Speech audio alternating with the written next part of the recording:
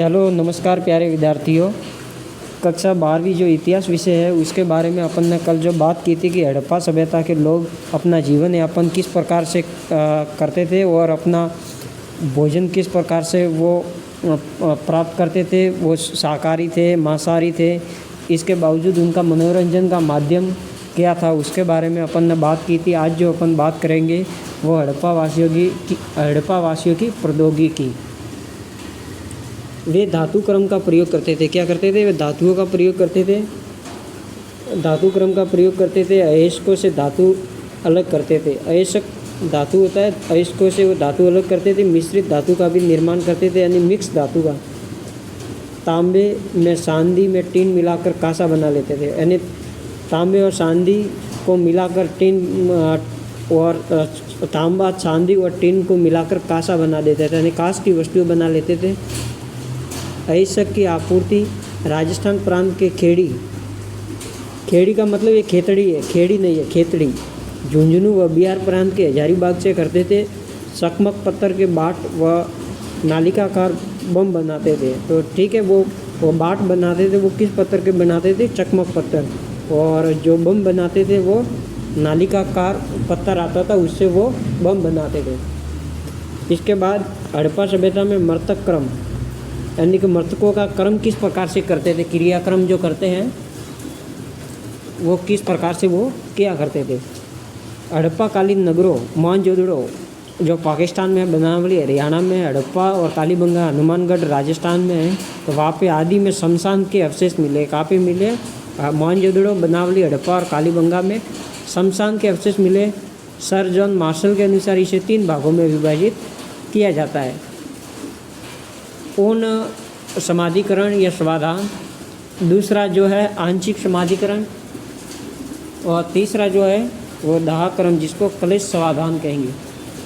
तो पूछा जा सकता है कि सर जॉन मार्शल के अनुसार मृतक क्रम को कितने भागों में विभाजित किया गया है? तो 3 भागों में। और इन 3 क्रमों का नाम पूछा जाए तो आपको तीनों क्रम का आपको नाम बताना है। अब पूर्ण स्वाधान क्या होता है? शव को उत्तर से लेकर दक्षिण की ओर दफनाया जाता था। देखो, ये तो है आपके दक्षिण और ये है उत्तर। तो शव को उत्तर से दक्षिण की ओर दफनाया जाता था, इसको कहेंगे पूर्ण स्वाधान। नोट, हड़प्पा में एक कब्र ऐसी भी मिली है जिसे दक्षिण से उत्तर की ओर दफनाया गया। एक कब्र ऐसी भी मिली है जो दक्षिण से उत्तर की ओर दफनाया जाता है, और उस सबको ताबूत में रखा गया है। उसकी पहचान विशेष कब्र से की गई है। आज भी अपने हिंदू धर्म में देखें तो आज भी अपन को उत्तर की ओर तो पैर रखते हैं और दक्षिण की ओर माथा रखते हैं, और इसी प्रकार से अपन को दफनाते हैं। लोथल में पूर्व से पश्चिम की ओर दफनाने के अवशेष मिले तथा शव करवट के रूप में लोथल जो गुजरात में है, वहाँ पे पूर्व से पश्चिम की ओर दफनाने के अवशेष मिले। और लोथल से ही युग्म शव, यानी स्त्री और पुरुष मिला है। युग्म शव का मतलब ये होता है कि स्त्री और पुरुष की जो मृत्यु होती है तो उनको साथ साथ दफनाया जाता है। तो जो लोथल से मिला है, इससे पता चलता है कि उस समय सती प्रथा प्रचलित थी, यानी कि जब पुरुष की मृत्यु हो जाती थी तो स्त्री को उसके साथ, पुरुष के साथ जिंदा जला दिया जाता था। तो उसको कहते थे सती प्रथा। सबसे बड़ा कब्रिस्तान हड़प्पा से मिला है, जिसे R37 की संज्ञा दी गई है। हड़प्पा संस्कृति में एक और कब्रिस्तान मिला है जिसे H कब्रिस्तान की संज्ञा दी गई है। अब यह आंशिक स्वाधान क्या होता है? शव को पशु पक्षियों द्वारा खाने के बाद बचे हुए अवशेषों को फदना देना, यानी कि दफना देना। शव को पशु पक्षियों द्वारा, यानी कि उनको किसी जंगल में फेंक दिया जाता था और फिर वो पशु पक्षी उनको खा लेते थे, और फिर जो कुछ अवशेष बच जाते थे उनको खड्डा खोद कर दफना दिया जाता था। उसको कहेंगे आंशिक स्वाधान। एक क्लेश स्वाधान या दाहक्रम, दाह के पश्चात बचे हुए अवशेष को किसी कलश या मंजूषा यानी बर्तन में रखकर दफना देना। आज भी अपन ये कर रहे हैं। क्लेश स्वाधान आज भी होता है अपने यहाँ पे। हड़प्पा सभ्यता में चिकित्सा विज्ञान किस प्रकार से था? तो जड़ी बूटी, फल, वृक्षों के पत्ते विशिष्ट प्रजाति के वृक्षों के फूल रस का सेवन करते थे। हिरणों के सींगों से सोन बनाया जाता था। समुद्र के फेन यानी जांग, समुद्र के झाग से औषधि बनाई जाती थी। शिलाजीत भी पाई जाती थी, यानी कि इस प्रकार से वो अपना इलाज किया करते थे। हड़प्पा सभ्यता में आर्थिक जीवन किस प्रकार से था, तो उनका आर्थिक जीवन कृषि पर आधारित था। पशुपालन भी करते थे, व्यापार करते थे, कुटीर उद्योग था, माप तोल के बाट भी मिले हैं तो माप तोल भी किया करते थे। अब पढ़ेंगे कृषि के बारे में। कृषि किस प्रकार से, यानी वो खेती के लिए किन किन फसलों को उगाते थे, तो जौ, गेहूँ, मटर, खजूर, कपास, तरबूज, तिल, राई, सरसों जैसी फसलें उगाई जाती थी। उनका उत्पादन फावड़े से तो नहीं मिला, लेकिन हल के अवशेष कालीबंगा से जरूर मिले हैं। फसल को पाषाण यानी पकने के काटने के लिए हाशिए का प्रयोग किया जाता था। यानी फसल जब पक जाती थी तो काटने के लिए हाशिए, जो आज भी अपन करते हैं, उसका प्रयोग। अनाज को धोने के लिए 2 पहिए वाली गाड़ियों का प्रयोग किया जाता था। बैल सिंधु सभ्यता का सबसे प्रमुख पशु था। तो ये बैल जो है, बैलों के माध्यम से वो हल को जोतते थे।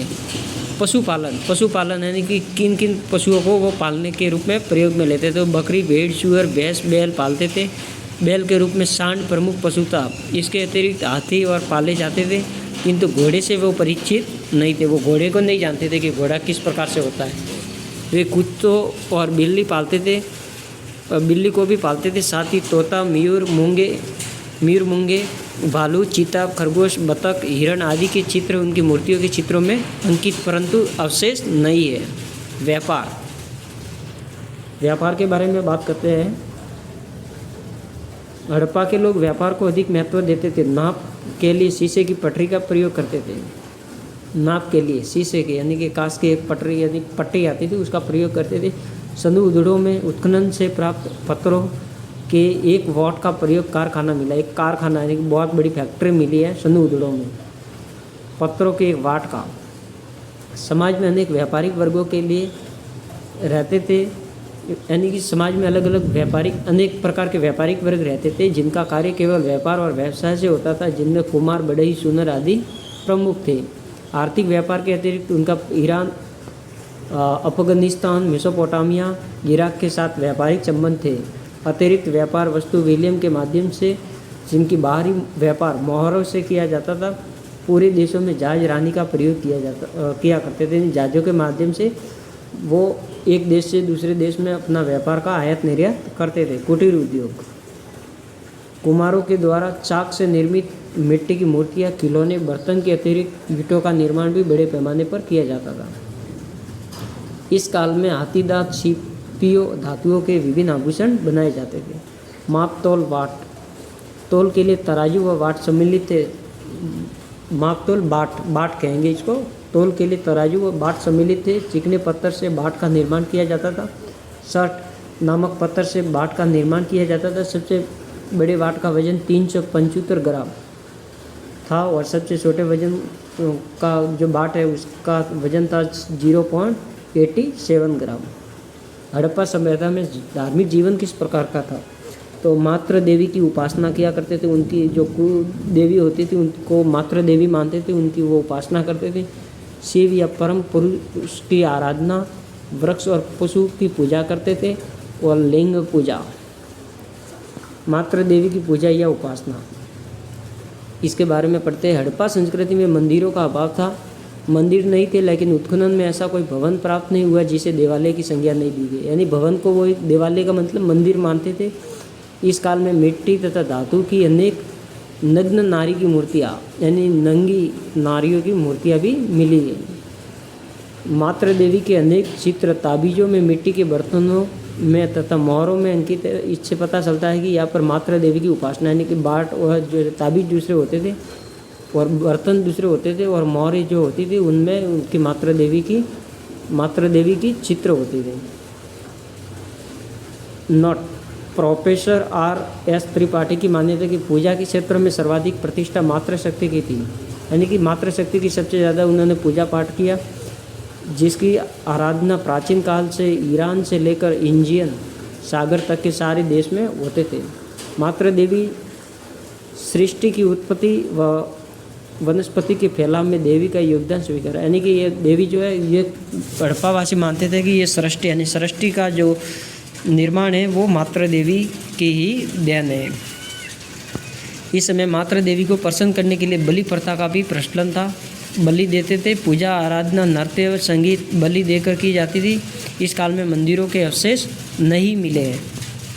शिव या परम पुरुष की उपासना में क्या है, उत्खनन में अनेक मैकों को एक ऐसी मुद्रा मिली है जिस पर पुरुष के चित्र में सिर के दोनों ओर सिंह है। इस योगी के 3 मुख है, शांत व गंभीर मुद्रा में है।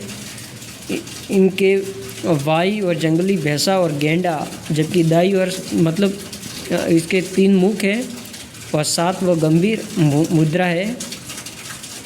यहाँ के वासी जो है वह जंगली भैंसा और गेंडा, जबकि दाई और मतलब उनके जो दोनों साइड में जो मूर्ति मिली है उसके एक साइड में तो जंगली भैंसा और गेंडा है और दाई और शेर और हाथी है, सामने हिरण है। इसे ध्यान मगन योगी के सिर के ऊपर 5 शब्द लिखे हुए हैं जिन्हें अब तक पढ़ा नहीं जा सका। परम पुरुष के रूप में पशुपति शिव की आराधना, उनको भगवान शिव का अवतार, पशुपति शिव का अवतार माना जाता है। वृक्ष और पशु पूजा, उनके मोहरों में पीपल तथा उनकी पत्तियों के चित्रों का अंकन है। इससे लगता है कि वह लोग वृक्ष पूजा के अंतर्गत पीपल की पूजा करते थे। वर्तमान में भी पीपल की वृक्ष की पूजा की जाती है। इसके अतिरिक्त अनेक मोहरों पर सांड और बैलों की चित्र अंकित है। वर्तमान में शिव भगवान के साथ सांड यानी नंदी की पूजा पूरे भारतवर्ष में की जाती है। अब लिंग पूजा, उत्खनन में लिंग पूजा, प्रस्तर पत्थर के लिंग, मतलब लिंग जैसे भगवान शिव के आपने वो लिंग की मूर्ति देखी होगी तो उनकी पूजा करते थे। इससे अनुमान लगाया जाता है कि लिंग पूजा का प्रचलन हड़प्पा संस्कृति में था। इनमें से कुछ लिंगों के शेष गोल आकृति नोकदार, कुछ लिंग 1 या 2 इंच के, कुछ तो 4 फीट के भी मिले हैं। स्वास्टिक चिन्ह या क्रॉस तथा पिल्स हड़प्पा काल के पवित्र चिन्ह हैं जो आज भी पवित्र माने जाते हैं। इसके बाद है यहाँ पर राजनीतिक, हड़प्पा सभ्यता में राजनीतिक जीवन। यहाँ पर राजनीतिक जीवन पर राजनीतिक व्यवस्था की जानकारी बहुत कम मिलती है। इतिहासकार हंटर की मान्यता कि मोहनजोदड़ो में शासन व्यवस्था लोकतंत्रात्मक थी व राजतंत्रात्मक नहीं थी। इतिहासकार व्हीलर की मान्यता है कि मोहनजोदड़ो का शासन व्यवस्था पुरोहितों व धर्मगुरु के हाथ में था, जो मंदिरों में पूजा पाठ दूसरे करते थे, जो पुरोहित कहलाते थे, ब्राह्मण कहलाते थे, और जो गुरु होते थे उनके हाथों में शासन व्यवस्था थी। वे जनप्रतिनिधियों के माध्यम से शासन करते थे। नगर निर्माण व भवन निर्माण को देखकर ऐसा लगता है कि वहाँ पर नगर पालिका रही होगी। हड़प्पा सभ्यता में कला का विकास किस प्रकार से हुआ, यानी कि कला के विकास के क्या क्या साधन थे। मूर्ति कला, धातु कला, वस्त्र निर्माण कला, चित्रकला, पात्र निर्माण कला, नृत्य तथा संगीत कला, मुद्रा कला, ताम्र निर्माण कला और लेखन कला। आज यहाँ तक की मूर्ति कला अपन कल पढ़ेंगे।